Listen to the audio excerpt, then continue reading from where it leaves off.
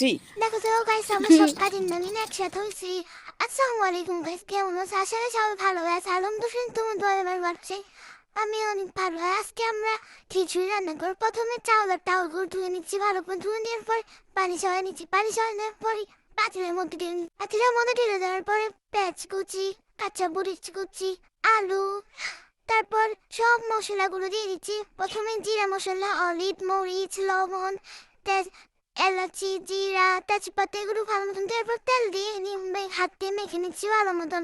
তারপর হাত দিয়ে ভালো মতন নেড়েছে চুলার উপর বসিয়ে দিচ্ছি। চুলার উপর বসিয়ে দেওয়ার পরে পানি ঢেলে নিচ্ছি কলস থেকে। পানি ঢেলে দেওয়ার পরে এটার জন্য অপেক্ষা করতেছি। দাঁড়িয়েছে নিচ্ছিলাম, মেরেছে তারপরে দেখি ঢাকনা দিয়ে দিচ্ছি। ঢাকনা উঠাই দেখিয়ে দে হয়ে গেছে। তারপর একটু ধৈর্য নিয়ে নিয়েছে নিচে মেয়েছে, দেখো কি সুন্দর একটা কালার আসছে।